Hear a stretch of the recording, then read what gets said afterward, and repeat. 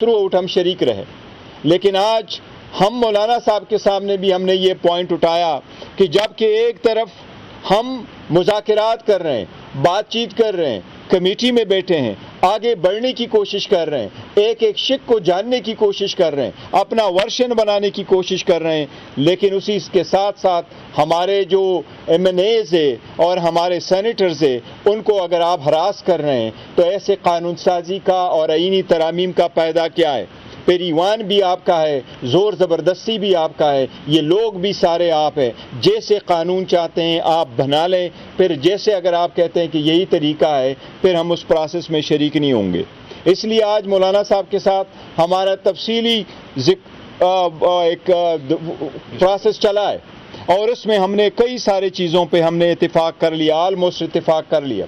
इंशाअल्लाह ताला कल हमारी एक और भी मीटिंग होगी इंशाअल्लाह ताला और हमारी तरफ से सब कुछ फाइनल हो जाएगा। लेकिन ये पॉइंट आउट करना चाह रहे हैं कि जिस तरह मौलाना साहब ने फरमाया कि अगर हुकूमती रवैया यही रहा तो शायद हम आगे नहीं बढ़ सकेंगे।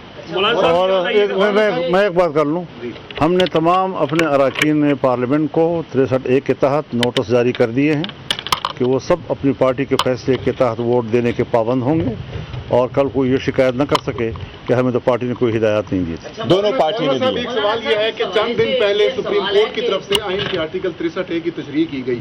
सब ने ये सवाल उठाया था कि ये फ्लोर क्रॉसिंग के लिए, मफादात खरीदने के लिए या फिर ज़मीन खरीदने के लिए इस्तेमाल होगा। आप क्या समझते हैं कि आज जो कुछ हो रहा है अरकान पार्लियामेंट के साथ, इसके जिम्मेदार चीफ जस्टिस काजी फायजी साहब हैं? देखिए, एक तो है इसका उसूली पहलू, एक है कि उसको इस्तेमाल कैसे किया जा रहा है।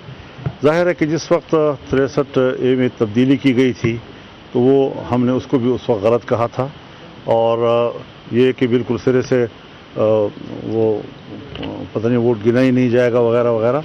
तो उस वक्त सूरत हाल में ये तब्दीली क्यों लाई गई थी, एकदम तब्दीली क्यों लाई गई थी।